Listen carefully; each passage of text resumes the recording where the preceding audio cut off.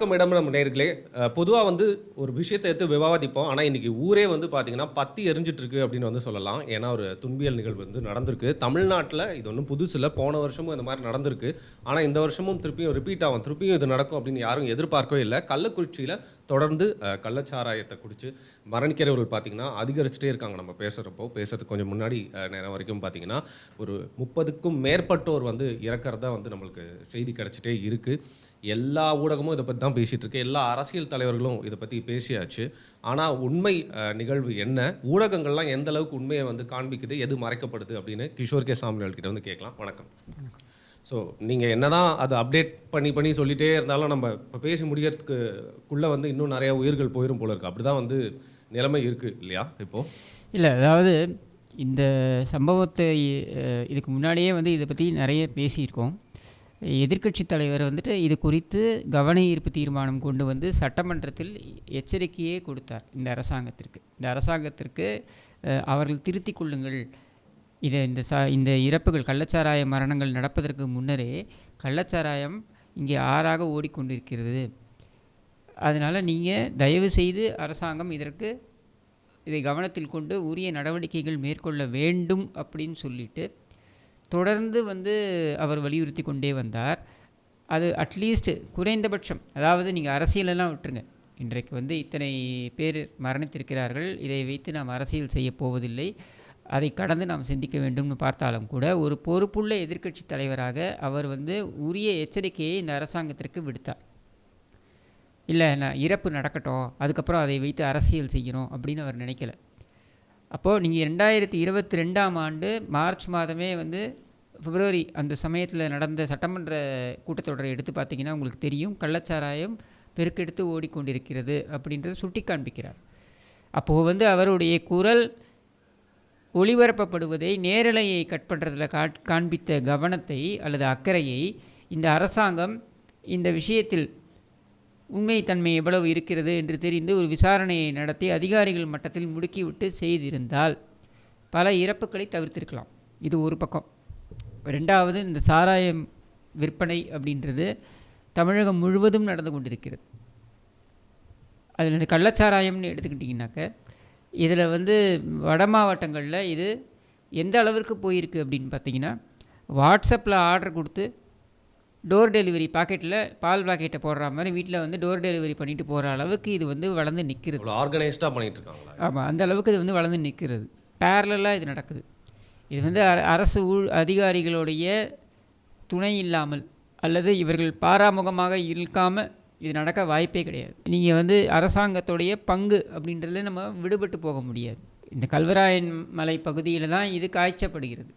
இது ஒரு ஆலையாகவே, ஒரு தொழிற்சாலையாகவே இது வந்து இயங்கிக் கொண்டிருக்கிறது என்கின்ற குற்றச்சாட்டை பல இடங்களில் பல மட்டங்களில் பலர் முன்வைத்திருக்கிறார்கள். இதை பற்றி தான் கேட்கணும்னு இந்த கல்வராயன் மலை இதில் வந்து பார்த்தீங்கன்னா நடந்துட்டு இருக்குன்னு பல பேர் இதுக்கு முன்னாடியே வந்து அங்கும் இங்குமா வந்து பேசியிருக்காங்க. ஏன் குறிப்பிட்ட சில ஊர்களில் மட்டும் இந்த கள்ளச்சாராயம் அப்படிங்கிறது எப்போவுமே தொடர்ந்து இந்த காய்ச்சற அந்த கதையாகவே இருக்குது, அங்கே மட்டுமே இந்த மாதிரி சம்பவங்கள்லாம் கேள்விப்படுறோம். இந்த கல்வராயன் மலையை பற்றி சொல்லுங்கள். அந்த அளவுக்கு அவர் மானிட்டர் பண்ணாமல அந்த இடம் ஆலையே இருக்குங்கிறீங்க. சாராயம் காய்ச்சப்படுவது அப்படின்றது வந்து இந்தியா முழுக்க நடக்கக்கூடிய ஒன்று தான். அதை மேற்பார்வை செய்வது அப்படின்றது ரொம்ப கஷ்டம். இப்போ நீங்கள் வந்து கல் இறக்குவது அப்படின்றது வந்து டாடி அப்படின்றத ஏன் வந்து நம்ம தமிழ்நாட்டில் வந்து தடை பண்ணி வச்சுருக்காங்க அப்படின்னா, அதை மேற்பார்வை செய்வதுன்றது ரொம்ப கஷ்டம். ஏன்னா நீங்கள் அவங்க கல் தான் விற்கிறாங்களா, இல்லை வேறு என்ன விற்கிறாங்க, இல்லை வேறு என்ன ஆட் பண்ணுறாங்கன்றது நமக்கு தெரியாது. எல்லோரும் அதை செய்வார்கள்னு நான் சொல்ல வரல. பட் அதில் நிறைய விஷயங்கள் இருக்குது. இன்னும் வந்து கல் இறக்குவதுன்னு எடுத்துக்கிட்டிங்கனாக்க இதில் சாதிய கண்ணோட்டத்துலேயும் சில பிரச்சனைகள் இருக்குது. ஸோ இதெல்லாம் தவிர்ப்பதற்காக தென் மாவட்டங்களில் இது பரவலாக இருக்க வேண்டாம் அப்படின்னு முடிவெடுத்து, கேரளா நீங்கள் எடுத்துக்கிட்டிங்கன்னா அங்கே டாடி இஸ் அவைலபிள். சாராயமே பார்த்தீங்கன்னாக்கா இதிலலாம் அவைலபிள். எங்கள் மகாராஷ்டிராலாம் போனீங்கன்னாக்கா தனியாகவே கண்ட்ரி லிக்கர் அப்படின்னு அது அவைலபிள். இங்கே வந்து விற்கிறாங்க. ஆமாம், அது அவங்களுடைய கடைகள்லேயே விற்கிறாங்க. பட் இங்கே வந்து இட் இஸ் நாட் அலவுடு. இப்போ கோவா போனீங்கன்னா அவங்களுடைய ஃபெனின்னு இருக்கும், அது அவைலபிள். இந்த மாதிரி இருக்குது. பட் தமிழ்நாட்டில் மட்டும் அதை அலோவ் பண்ணுறது இல்லை. இது ஒரு தனி டிபேட். பட் இந்த பர்டிகுலர் இஷ்யூவை பொறுத்த வரைக்கும் எப்படி அணுகியிருக்காங்க இந்த அரசாங்கம்ன்றது, அதாவது சாராயம் காய்ச்சுவது என்பது பரவலாக நடந்துக்கிட்டு இருக்குது. இதை தடுப்பதற்கு காவல்துறை மீது ஒரு மதிப்பு இருக்கணும். மக்களுக்கு காவல்துறை நடவடிக்கை எடுக்கும் அப்படின்ற ஒரு பயம் இருக்கணும். இது இல்லை அப்படின்றத இங்கே பிரச்சனை. இது வந்து அதிமுக ஆட்சி காலத்திலையோ திமுக ஆட்சி காலத்திலையோ சாராயம் காய்ச்சுவது என்பது இல்லாமல் போனதான்னா கண்டிப்பாக இருக்குதான். நாம் வந்து அவாண்டமாக திமுக காலத்தில் மட்டும்தான் சாராயம் காய்ச்சுறாங்கன்னு நம்ம சொல்ல போகிறதில்ல. ஆனால் நீங்கள் இந்த 10 ஆண்டுகள் அண்ணா திமுக ஆட்சி காலத்தில் ஒரு சாராய மரணம் கூட நடைபெறலை அப்படின் பொழுது ஏன் முடிஞ்ச அளவுக்கு கண்ட்ரோல் பண்ணாங்கன்னு சொல்கிறீங்களா? கண்ட்ரோல் பண்ணியிருக்காங்க. அது மட்டும் இல்லாமல் இதை நடவடிக்கைகள் நிறைய வந்து காவல்துறைக்கு அந்த சுதந்திரம் வழங்கப்பட்டது நடவடிக்கை எடுப்பதற்கு. இப்போ அது கிடையாது. அதுதான் இங்கே பிக் டிஃப்ரென்ஸ். ஸோ இப்போ இந்த சாராயம் வந்து என்ன ஆகிட்டுருக்குன்னா இதை கன்சியூம் பண்ணுறவங்க இப்போ நிறைய திமுகலே இருக்கக்கூடிய நிறைய சோஷியல் மீடியா ஹேண்டில்ஸில் பார்த்தீங்கன்னா நீ ஏன் போய் சாராயத்தை குடிச்ச அப்படின்னு கேட்குறாங்க. ப்ராப்ளம் இங்கே என்ன அப்படின்னா அவங்களுக்கு அந்த போதை பத்தலை. ரீசன் நம்பர் 2 அவங்களுக்கு அந்த மதுக்கடைகள் 12 மணிக்கு திறக்கிறாங்க, இவங்களுக்கு காலையிலே குடிக்கணும். Reason number 3 rate. இதெல்லாமே வந்து அதுக்கு அனுகூலமாக இருக்கிறதுனால இவங்க அதுக்கு போகிறாங்க. அப்போ ஹையர் இன்டாக்சிகேஷன் தயாரிக்கப்படுதுன்னு நினைக்கிறாங்களோ அதனால அதுதான் அது காய்ச்சும் பொழுது இந்த இன்க்ரீடியன்ஸ் ஆட் பண்ணும்பொழுது இந்த மெத்தனாலும் ஒரு சில குவான்டிட்டியை ஆட் பண்ணுவாங்க. சரி, இது கூடுதலாக ஆட் பண்ணியிருக்காங்க. இது 10 டிஸ்ட்ரிக்டில் சப்ளை ஆகிருக்கு. அதாவது கள்ளக்குறிச்சியில் தயாரிக்கப்பட்டாலும் அப்படியே இந்த பக்கம் 5 அந்த பக்கம் 5ன்னு 10 டிஸ்ட்ரிக்டில் சப்ளை ஆகிருக்கு. இப்போ நீங்கள் கருணாபுரம்ங்கிற அந்த ஒரு கிராமத்தில் மட்டும் இந்த பிரச்சனை அப்படின்னு இவங்க சொல்கிறாங்க. ஆக்சுவலி கருணாபுரம் கிராமத்தில் ஏன் இந்த பிரச்சனை ஆகுது அப்படின்னா அங்கே மரணம் ஏற்பட்டிருக்கு. இந்த மரணத்தை அரசாங்கம் என்ன பண்ணுதுன்னா உடனேயே, அதாவது சம்பவம் நடைபெற்ற உடனேயே, இப்போ 3 பேரோ 4 பேரோ மரணித்து விட்டார்கள் அப்படின்ன உடனேயே இவங்க என்ன பண்ணியிருக்காங்க, உரிய விசாரணை நடத்தப்படும்னு சொல்வது தான் ஒரு அதிகாரிக்கு அழகு. ஒரு அரசியல்வாதி சொல்லலாம் இப்படி ஒன்று நடக்கவே இல்லைன்னு.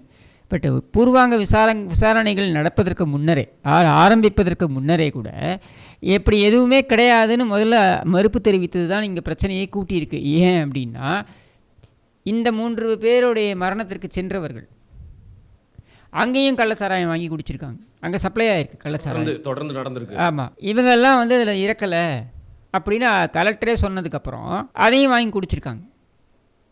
இப்போ என்ன நம்மளுடைய கேள்வி அப்படின்னா, விழுப்புரத்தில் இருக்கக்கூடிய மருத்துவமனையாக இருக்கட்டும், சேலத்தில் இருக்கக்கூடிய மருத்துவமனையாக இருக்கட்டும், புதுச்சேரியில் ஜிப்மர் மருத்துவமனையாக இருக்கட்டும், இங்கெல்லாம் அனுமதிக்கப்பட்டிருக்கார்கள் அப்படின்னு நமக்கு தெரிய வருது. பல தனியார் மருத்துவமனைகளையும் போய் அனுமதிக்கப்பட்டிருக்கலாம். இந்த தனியார் மருத்துவமனைகளில் அனுமதிக்கப்பட்டவர்களுடைய நிலை என்ன, எத்தனை பேர் இங்கே இப்போ நமக்கு வரக்கூடிய ஃபிகர்ஸ் வந்து மோர் தென் 100க்கும் தாண்டிய நபர்கள் மருத்துவமனையில் அனுமதி அப்படின்னு தகவல் வருகிறது. அது மட்டும்தான் எண்ணிக்கையா?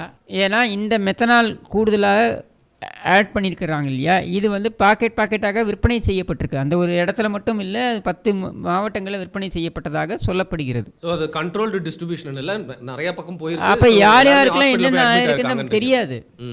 அதையெல்லாம் மூடி மறைப்பதற்கு கூட இவர்கள் வயிற்று வலியால், ஏன்னா கலெக்டரே அதுதானே சொல்கிறாரு, எடுத்த உடனே ஒரு ப்ரெஸ் மீட் வச்சு என்ன சொல்கிறாரு, வயிற்று வலியால் இது நடந்தது, வலிப்பு வந்ததால் நடந்தது இப்படின்லாம் வந்து ஒரு கலெக்டர் வந்து சொல்வார் அப்படின்னா, ஒரு காவல்துறை அதிகாரியும் பக்கத்தில் வைத்து கொண்டு சொல்வார் என்றால், இந்த அதிகார வர்க்கம் வந்து அரசாங்கத்துடைய ஊதுகுழலாக மட்டுமே செயல்பட்டு கொண்டிருக்கிறதுன்னு தான் நம்ம எடுத்துக்கணும்.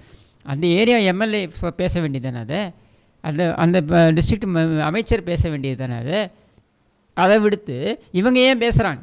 ஒரு அதிகாரி, இந்த அரசாங்கத்தில் தான் இது நடக்கிறது. அதாவது அதிகாரி அரசியல் அறிக்கைகளை விட்டு கொண்டிருக்கிறார்கள்.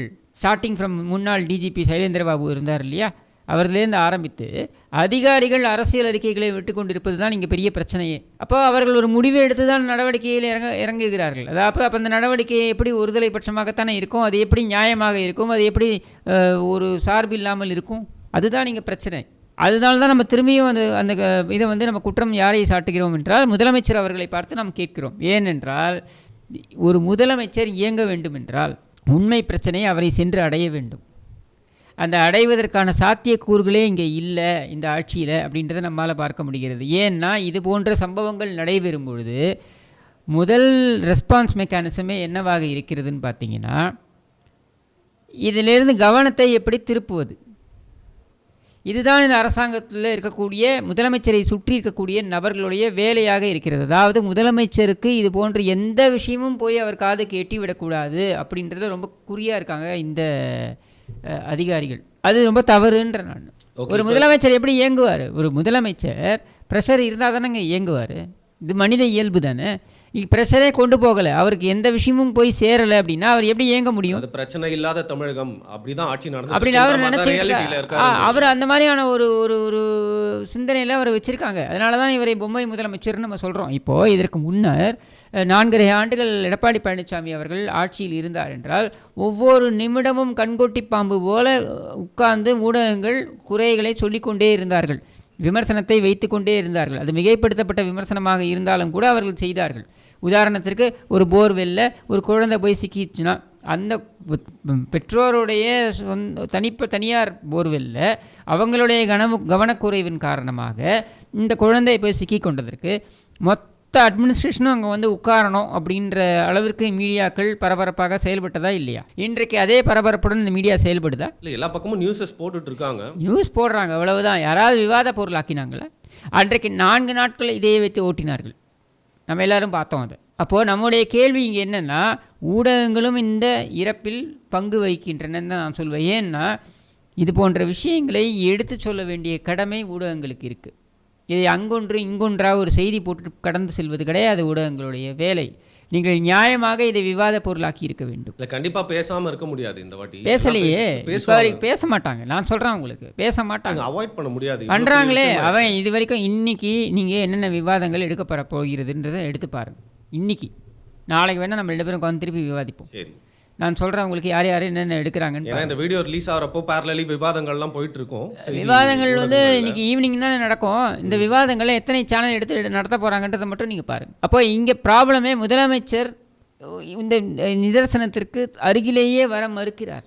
ஆனால் உண்மை வந்து அவர் அடிச்சிருச்சு இல்லையா? இப்போ அதாவது இப்போ முதலமைச்சர் அது யாருடைய, அது எந்த காஸ்ட்ல, அதுக்கு நம்ம கொடுக்கக்கூடிய விலை என்ன? நிவாரணம் இத்தனை பேர் இறந்து போயிருக்காங்க, எத்தனை பேர் இறந்தாங்க, அதாவது இத்தனை பேர் இறந்து போயிருக்காங்க, பலர் வந்து கவலைக்கிடமாக இருக்காங்க.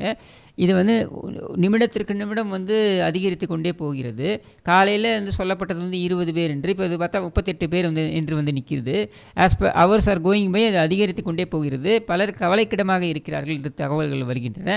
இப்போ மற்ற மருத்துவமனைகளில் யார் யார் இறந்தார்கள், அது எவ்வளவு இறப்புகள், அது எதெல்லாம் மூடி மறைக்கிறார்கள். இந்த மாதிரி என்ன கலெக்டரேட் காலையில் என்ன சொன்னார் நேற்று, இதுதான் வயிற்றுப்போக்கு நாள் அல்லது வயிற்று வலியால் அப்படின்னு. நம்முடைய கேள்வி, ஒரு கலெக்டரே இப்படி சொல்வார் என்றால் ஒரு அரசு மருத்துவமனையில் இருக்கக்கூடிய மருத்துவர்கள் பொய் சொல்ல மாட்டார்கள் என்று என்ன நிச்சயம்? அப்போ உண்மை இறப்பு தெரிய வராதுன்னு தான் நான் நினைக்கிறேன். அப்படி தானே நினைக்க தோணுது. இந்த அரசாங்கத்துடைய செயல்பாடு, இந்த அதிகாரிகளுடைய செயல்பாடை எடுத்து பார்க்கும் பொழுது அப்படித்தானே தோணுது.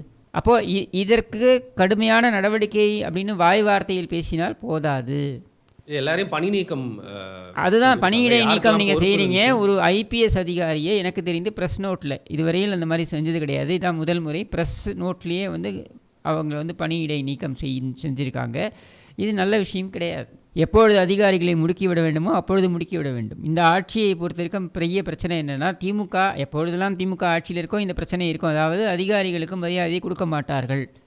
அதுதான் இப்பொழுதும் நடந்து கொண்டிருக்கிறது. காவல்துறை அதிகாரிகளுக்கு மரியாதையே இல்லை அப்படின்ற ஒரு சூழல் தான் இங்கே இருக்குது. ஒரு சாதாரண உறுப்பினர் அட்டை வைத்திருக்கின்ற திமுக நபர் கூட காவல்துறை அதிகாரி, உயர் அதிகாரியாக இருந்தாலும் அவரை மிரட்டலாம் என்ற சூழல் இங்கே ஏற்பட்டிருக்கிறது. இது ரொம்ப தவறான ஒரு போக்கு. இது எந்த காலத்திலும் நீங்கள் அதிமுக ஆட்சியில் பார்க்க முடியாது, ஆனால் இந்த ஆட்சியில் நம்ம இதை பார்க்குறோம். அப்போது இதை நீங்கள் அவர்கள் சாராயம் குடித்து இறந்தார்கள் அப்படின்னு சொல்லி கடந்து கூடிய ஒரு விஷயம் கிடையாது. இது சாராயம் குடித்து, கள்ளச்சாராயம் குடித்து, அது விஷச்சாராயம் அப்படின்னு சொல்லிட்டு நீங்கள் பரப்புரை செய்கிறீங்க. இது நீங்கள் விஷச்சாராயம் என்று பரப்புரை செய்தாலும் கள்ளச்சாராயம் என்று நீங்கள் சொல்ல போனாலும் எல்லாமே அது எண்ட் ஆஃப் த டே மக்கள் இறந்திருக்கிறார்கள் அப்படின்றதுல தான் வந்து நிற்குது. இப்போ இந்த இறப்பை மறைப்பதற்கு என்னென்ன நடந்திருக்குன்றதை பார்த்துருக்கீங்க. இதுவரையில் எனக்கு தெரிந்து இந்த மாதிரியான ஒரு கட்டுக்கதையை, ஒரு பொய்யை ஒரு ஆட்சியர் பேசி நான் இதான் முதல் முறை பார்க்குறேன், ஒரு கலெக்டர் பேசி இதான் முதல் முறை பார்க்குறேன். அப்போ எந்த அளவுக்கு இந்த நிர்வாகம் சீர்கெட்டு போய் இருக்கின்றதை இதிலிருந்து நீங்கள் பார்க்கலாம். இதை மறைப்பதற்கு நீங்கள் 1000 விஷயங்களை கொண்டு வந்து நிறுத்தலாம். ஆனால் இதுவரையில் இப்படிப்பட்ட ஒரு இறப்பு நடக்கலை என்ற வகையில் உங்களுடைய சாதனை பெட்டியலில் இன்னும் சொல்ல வேண்டும் என்றால், அப்போ அடிக்கடி நான் சொல்லுவேனே, இவர்களுடைய ஆட்சி என்பது சாதனை கிடையாது, வேதனை, ரோதனை, சோதனை அப்படின்ட்டு அதிலெல்லாம் வந்து சேர்த்து கொள்ள வேண்டிய ஒரு மரணம் தான் இது. கருணாநிதி ஆட்சி காலத்தில் கூட 40 பேர் இறந்தார்கள். இப்பொழுது உங்களுடைய ஆட்சி காலத்தில் 50 தாண்டி விட்டது. கருணாநிதியோட 5 ஆண்டு கால ஆட்சி காலத்தில் அவர் நம்பர்ஸ் இன்சிடென்ட்லாம் பார்த்தீங்கன்னா இது ரொம்ப அதிகம்னு சொல்ல அதிகமாக இருக்குது. இப்போ நீங்கள் ஆல்ரெடி 38ன்னு சொல்கிறாங்க, இது 40 தாண்டும். ஏற்கனவே 22 பேர் கடந்த ஆண்டு இறந்து போனாங்க. அப்போது இங்கே நீங்கள் கிட்டத்தட்ட 60 பேர் இறந்து போகிறாங்க, 70 பேர் இறந்து போகிறாங்க இந்த ஆட்சியுடைய மெத்தன போக்கினால். இதில் வந்து சொல்ல வேண்டிய விஷயம் என்னென்னா, நகரங்களுக்கெல்லாம் மெத்து, கிராமங்களிலெல்லாம் மெத்தனால். இதுதான் இந்த ஆட்சியுடைய ஒரு வரி, திராவிட மாடல். ஏன்னா ஏற்கனவே போதையில் தத்தளித்து கொண்டிருக்கிறது தமிழகம். இது நகரங்கள் எல்லாம் மெத்த கொடுத்துட்றாங்க, கிராமங்கள் எல்லாம் மெத்தனாலுக்கு கொடுத்துட்றாங்க. நீங்கள் தானே இதை வச்சு அரசியல் செய்கிற மாதிரி ஏதோ எதுகை மூலையில் பேசணும். இப்போ வேற என்ன சொல்ல சொல்கிறீங்க? நீங்கள் எடுத்தோன்னு ஆரம்பிக்கிறதே வந்து எடப்பாடி அவர்கள் ஏற்கனவே எச்சரிச்சாரு அப்படின்னு சொல்லி சோஷியல் ப்ராப்ளமாக தான் பார்க்கணும். நான் தான் சொல்கிறேங்க, இந்த சோஷியல் ப்ராப்ளமாக அணுகுவதற்கு இந்த அரசாங்கம் என்ன செய்தது? டினையல் மோட்டில் தானே நீங்கள் இருக்கீங்க. ஒரு அரசாங்கம் எப்போவுமே டினையல் மோட்டில் இருக்கக்கூடாதுங்க. When you are faced with tragedy, இது ஒரு ட்ராஜடி இல்லையா? இப்போ இந்த மாதிரி ஒரு சம்பவம் நடக்கும்பொழுது ஒரு அரசாங்கம் வந்து இது அப்படி ஒன்று நடக்கவே இல்லைன்னு சொல்ல போகுது அப்படின்னா இந்த பிரச்சனையை அணுகவே போகிறது இல்லைன்னு அர்த்தம். பிரச்சனை இருக்குது என்பதனை ஏற்றுக்கொண்டால் தான் நீங்கள் தீர்வை நோக்கி போக முடியும். Unless you accept that there is a problem, acknowledge that there is a problem, how will you move towards a solution? இப்போ ஒரு நிவாரணம் அறிவிக்கிறார் முதல்வர் அப்படினாலே அந்த நீங்கள் சொல்கிற மாதிரி அக்னாலேஜ் நிவாரணம் என்னங்க அறிவிக்கிறாரு? கடந்த முறை என்ன அறிவிச்சார்? நிவாரணம், காய்ச்சினவனுக்கும் நிவாரணம், செத்தவனுக்கும் நிவாரணம். இதுதான் ஒரு முதலமைச்சர் செய்கிற வேலையா? எங்கேயாவது கேள்விப்பட்டிருக்கீங்களா? காய்ச்சலனுக்கும் எவனாவது நிவாரணம் கொடுப்பாங்களா யாராவது? இந்த முதலமைச்சர் கொடுத்தார். அப்புறம் எங்கேருந்து உருப்படும் இது? நாம் திரும்ப இதைத்தான் நம்ம சொல்கிறோம். இந்த முதலமைச்சருக்கு நிர்வாக திறமை என்பது அறவே கிடையாது, இல்லை. முப்பெரும் விழா அப்படின்னு சொல்லிட்டு கோயம்புத்தூர் வரைக்கும் போக தெரிந்த முதலமைச்சரால் ஏன் இன்றைக்கு அங்கே போக முடியல? கள்ளக்குறிச்சிக்கு வந்து கூடியிருக்கு. அதனால இல்லைங்க, இவர் என்ன தினமும் சட்டப்பேரவைக்கு வந்துட்டு இருக்காருன்னு? ஒரு முதல்வர் அங்கே போய் தான் பணிகளை செய்யணும்னு இல்லை. சரி, இன்னைக்கு காலையில் ஒரு விழா நிகழ்ச்சி கலந்துக்கிட்டாரு. இன்னைக்கு எது கலந்துக்கணும்? இன்றைக்கி ரொம்ப அவசியமாது. அங்கே மரண ஓலம், இங்கே குதூகலம். எங்கே தலைமைச் செயலகத்தில் சிரிச்சுக்கிட்டே போஸ்ட் கொடுக்குறாரு முதலமைச்சர்.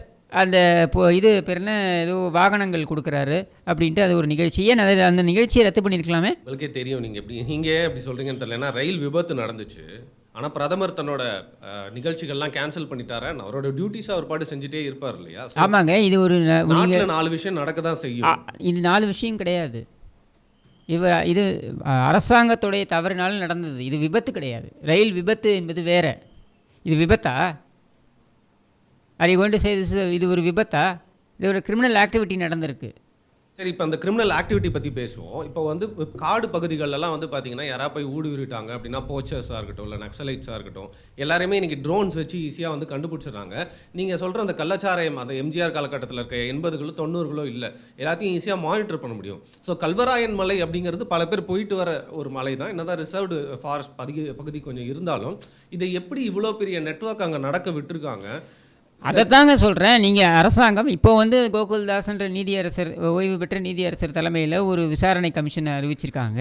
இந்த விசாரணை கமிஷன் எல்லாமே கண் துடைப்பு தான். நீங்கள் வந்து விசாரணை கமிஷன் அப்படின்னு சொல்லிட்டோ இல்லை சிபிசிஐடிக்கு வந்து விசாரணைக்கு உத்தரவிட்டேன். கடந்த ஆண்டு நடந்த பொழுதும் சிபிசிஐடி விசாரணைனாங்க. அப்போ மீடியாக்கள்லாம் அதிரடி, முதலமைச்சர் அதிரடி இப்படின்னு போட்டு சிபிசிஐடி விசாரணைக்கு உத்தரவிட்டார் அப்படின்ட்டு. இந்த அதிரடியால் என்ன நடந்தது? மாநிலம் முழுக்க இந்த விற்பனை நடக்கிறது. அது நான் இல்லைன்னு மறுக்கவே இல்லையே. ஆனால் இந்த விற்பனையை நீங்கள் அரசாங்கம் நினைத்திருந்தால், அரசு அதிகாரிகள் நினைத்திருந்தால் இந்த விற்பனையை தடுத்திருக்க முடியும். அப்போ 2 விஷயம் இங்கே வந்து ரெண்டாவது, நீங்கள் 3-4 உயிர்கள் போன பொழுது இந்த அரசாங்கம் அப்படி எதுவும் நடக்கலை அப்படின்னு சொல்லி சப்பை கட்டுவதை நிறுத்திவிட்டு உடனடியாக களத்தில் இறங்கி இருந்தால் சில உயிர்களை காப்பாற்றி இருக்க முடியும். அதை எதுவுமே இந்த அரசாங்கம் செய்யலையே. சரி, அரசு இயந்திரம் வந்து எங்கே இதை வந்து தவறிட்டாங்க ஆஸ் அ மிஸ்டேக் அப்படின்னு பார்த்தீங்கன்னா, ஒன்று கையூட்டு பெற்றுட்டு இருந்திருக்கணும், வாய்ப்புகளை சொல்கிறேன். இன்னொன்று, அவங்களால நினைச்சாலும் நடவடிக்கை எடுக்க முடியாத அளவுக்கு ஒரு பெரிய நெட்வொர்க்காக இது இருக்கணும், யாரோட இன்ஃப்ளூயன்ஷியல் சப்போர்ட்டோட. அப்போ நீங்கள் லோக்கல் அரசியல்வாதிகளுடைய சப்போர்ட் இல்லாமல் இது இயங்குவதற்கு சாத்தியமே கிடையாது. அதாவது அது திமுகன்னு இல்லை, வேற எந்த கட்சியாக இருந்தாலும், எந்த கட்சி ஆட்சி செய்தாலும் லோக்கல் அரசியல்வாதியோட துணை இல்லாமல் இதெல்லாம் நடப்பதற்கு சாத்தியமே கிடையாது. ஆனால் நீங்கள் பார்க்க வேண்டியது என்னென்னா, இந்த அளவுக்கு கட்டுக்கடங்காமல் போகுதா?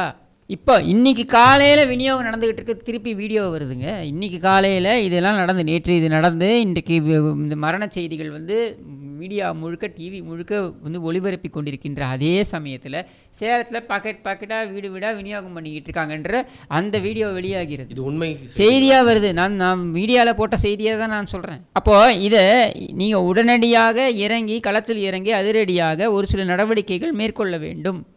இது அடையாள நடவடிக்கைகளாக கூட இருந்துட்டு போகட்டும். பட் நீங்கள் அதை செய்தால்தான் ஒரு மெசேஜை நீங்கள் இந்த சொசைட்டிக்கு அனுப்புகிறீங்க, சமுதாயத்திற்கு அனுப்புகிறீங்க, மக்களுக்கு அனுப்புகிறீங்க. நான் வந்து முழு பொறுப்பை இந்த அரசாங்கத்தின் மீது திணிக்கலை. ஆனால் இந்த அரசாங்கம் எப்படி அதை எதிர்கொள்கிறது அப்படின்றத நான் விமர்சனத்திற்கு உள்ளாக்குறேன். ஒரு சம்பவம் நடந்துருச்சு, ஒரு பிரச்சனை நடந்துருச்சு. அப்போ இந்த பிரச்சனை என்று ஏற்றுக்கொள்வதில் என்ன தயக்கம் இந்த அரசாங்கத்திற்கு? இல்லையா, செய்தி போடுறவங்களே என்ன போடுறாங்க? கள்ளக்குறிச்சி விவகாரம். என்ன விவகாரம்?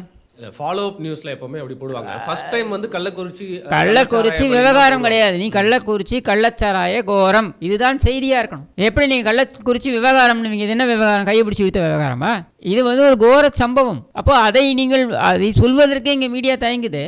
இப்போ ஒரு சில மீடியாக்களில் உடனே இந்த பாக்கெட்டில் விற்கிறாங்க அப்படின்றத வெளியில் கொண்டு வராங்க. இதே அக்கறையை மீடியா கடந்த 6 மாதங்களில் நீங்கள் காமிச்சிருந்தீங்கன்னா உங்களுக்கு தான் அதிமுக என்ன நடக்குதுன்னு தான் நான் பார்க்கணும். எடப்பாடி பழனிசாமி காதை குடைந்தாரா, இல்லை அவர் வந்து மெதுவாக நடந்து வந்தாரா, இல்லை அவர் வந்து அவரை எதிர்த்து இவர்கள் பேசினார்களா? போன வாரம் கேபி முனுசாமி பேசினார், இந்த வாரம் வந்து எஸ்பி வேலுமணி பேசினார், அடுத்த வாரம் வந்து சிவி சண்முகம் பேசுவார், இதுக்கு அடுத்த வாரம் இன்னொருத்தர் பேசுவார். இவங்க எல்லாரும் எதிர்ப்பு பேசுகிறாங்க. இதெல்லாம் தான் விவாதமாக கிட்டுனீங்க. சரி விடுங்க, இப்போ இதை பற்றி பேச நிறைய விஷயங்கள் இருக்குது. திருப்பி அதிமுகவை இதுக்குள்ளே கொண்டு வந்து இல்லை, அப்படித்தான் மீடியா இயங்கிட்டு இருந்தது. நீங்கள் வந்து உப்பு சப்பு பெறாத விஷயங்கள் எல்லாம் எடுத்து வைத்து விவாதித்து கொண்டிருந்ததால் தான் நாட்டு நடப்பு என்ன அப்படின்றதே இந்த முதலமைச்சருக்கு தெரியாத ஒரு சூழல் ஏற்பட்டிருக்கு. இது திட்டமிட்டு செய்கிறார்கள். நான் முதலமைச்சர் அவர்களை பார்த்து சொல்கிறேன், எதிர்க்கட்சி தலைவரும் இதைத்தான் உங்களிடம் எச்சரிக்கையாக சொன்னார்.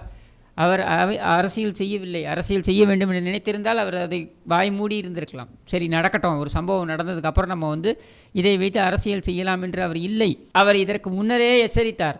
அப்போ அவருடைய ஒளிபரப்பை துண்டிக்கிறதுல தான் உங்களுடைய அக்கறை இருந்தது.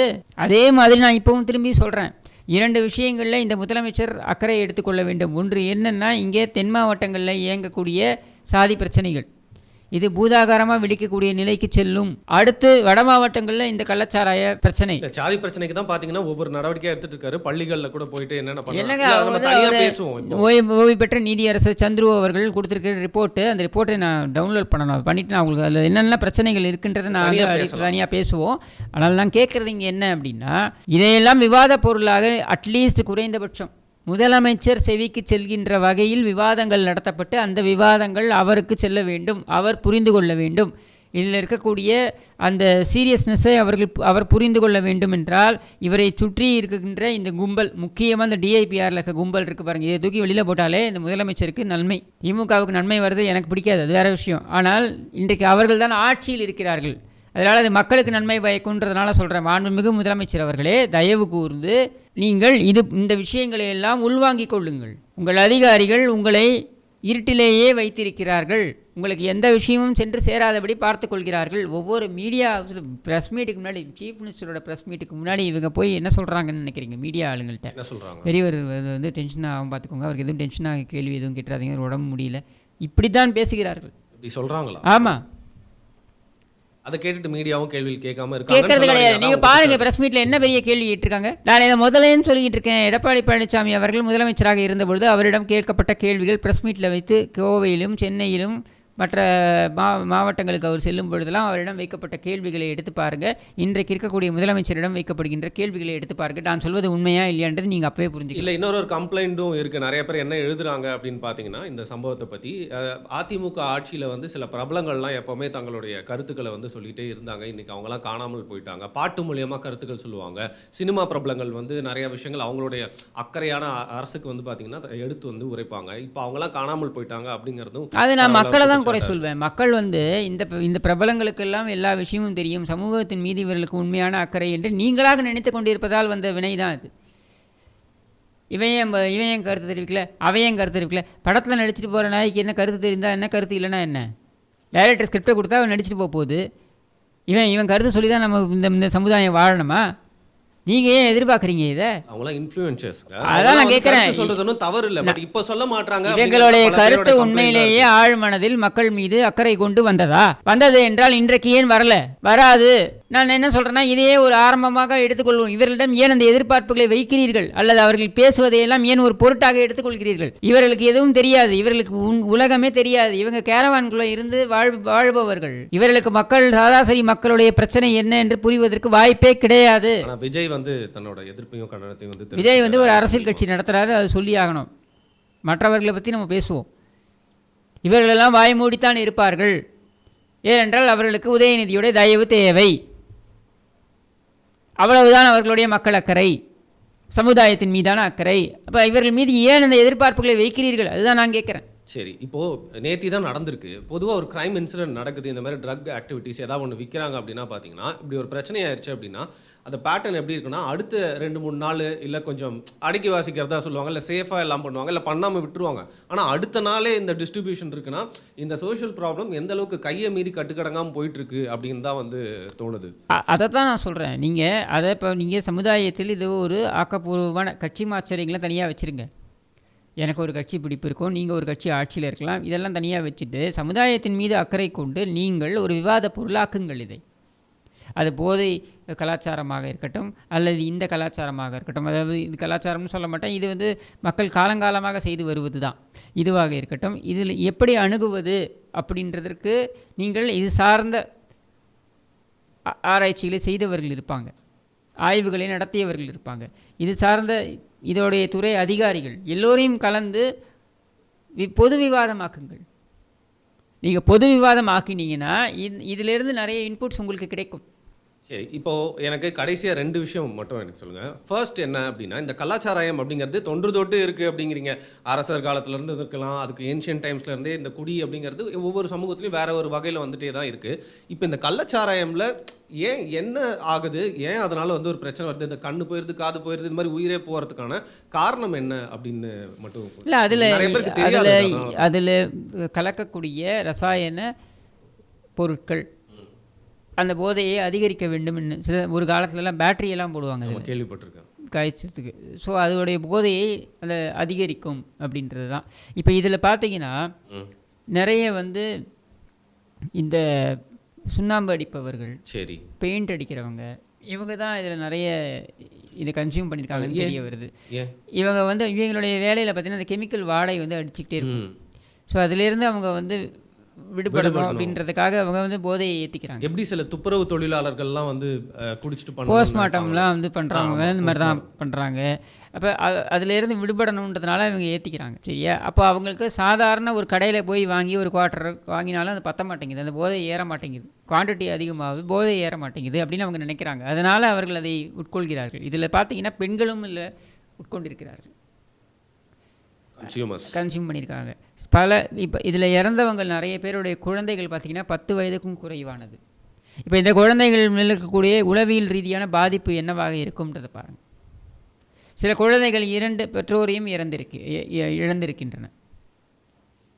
அப்போ இது அதுவும் லோவர் ஸ்டாட்டில் இருக்கவர்கள் தான் இதில் நிறைய பாதிக்கப்பட்டிருக்காங்க. அப்போதே நமக்கு என்ன புரியுது, இதை நாடி செல்வதற்கு இந்த 3 காரணம் தான். 1, போதை அதிகரிக்க வேண்டும். போதை அதிகரிப்பதற்கு அவங்களுக்கு அந்த அளவுக்கு பணம் கொடுத்து வெளியில் போய் இந்த டாஸ்மாகில் போய் வாங்கக்கூடிய அளவிற்கு அதனுடைய விலை அதிகமாக இருக்குது அப்படின்றதுனால அவங்க அதை பண்ணுறாங்க. 2வது அவங்களுக்கு வந்துட்டு பணிச்சுமை காரணமாக இதை உட்கொள்கிறார்களா, இப்படி நிறைய விஷயங்கள் இருக்குது. இந்த மெத்தனால வந்து சரியான அளவில் கலக்காமல் அதை அதிகமாக கலந்துட்டாங்க.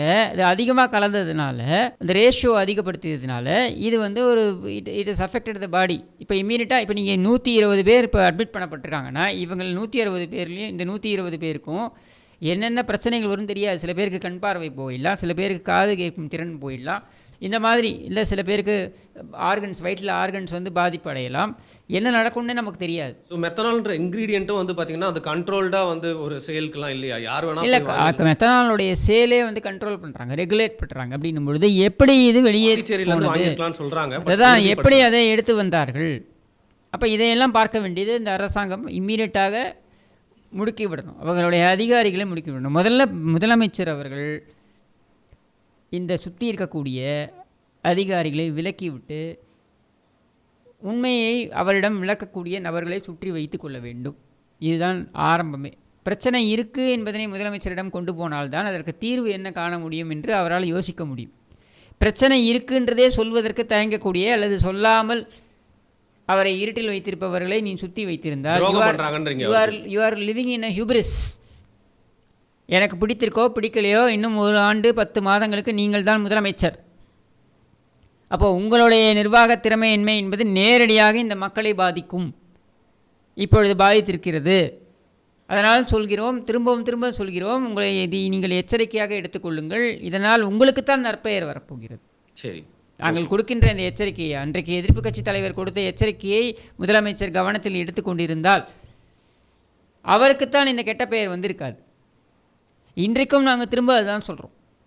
எது என்னால் நம்ப முடியல அப்படின்னா, கடைசியாக இதை மட்டும் கேட்டு நம்ம முடிச்சிடலாம். ஏன்னா இப்போ அரசாங்கம் தான் வந்து டாஸ்மாக் நடத்திட்டு இருக்கு. அரசாங்கம் தான் வந்து பார்த்தீங்கன்னா, அதுவும் எல்லாருமே குற்றச்சாட்டாக சொன்னால் கூட உண்மை என்ன அப்படின்னா, அரசாங்கத்துக்கு அதிகமான லாபம் ஈட்டி தரக்கூடிய ஒரு ப்ராடக்டாக அவங்களே வந்து வித்துட்டு இருக்காங்க.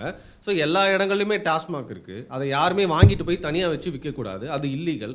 அப்படி இருக்கிறப்போ அரசாங்கத்துக்கு லாபம் கொடுத்துட்ருக்க ஒரு ப்ராடக்டையே மெச்சும் விதமாக இந்த மாதிரி பக்கத்தில் ஒரு கள்ளச்சாராயம் விற்கிறாங்கன்னா, அரசாங்கம் அதை வந்து வேறு மாதிரி தானே பார்த்துருக்கணும், ஒரு போட்டியாக தானே பார்த்துருக்கணும். அது போட்டி இந்த சென்ஸ் எப்படி இதை வந்து செய்யலாங்கிறத அவங்க பேஸ். நீங்கள் விலையை மேட்ச் பண்ண முடியாதுல்ல.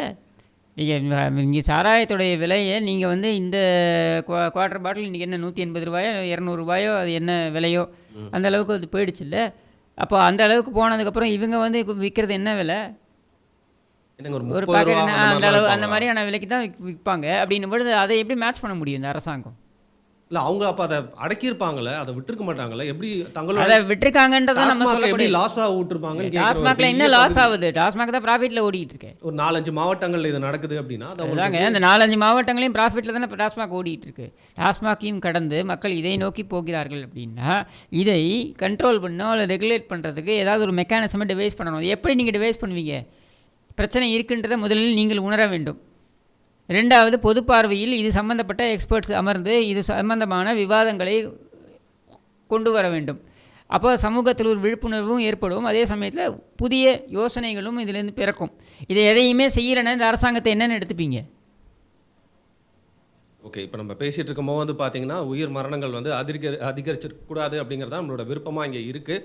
வேறு ஒரு சமூக பிரச்சனையோடு வந்து பார்த்தீங்கன்னா அடுத்த காணொலியில் பல கேள்விகளோடு உங்களை சந்திக்கிறேன். இன்றைக்கி நீங்கள் கொடுத்த பதில்களுக்கு மிக்க நன்றி.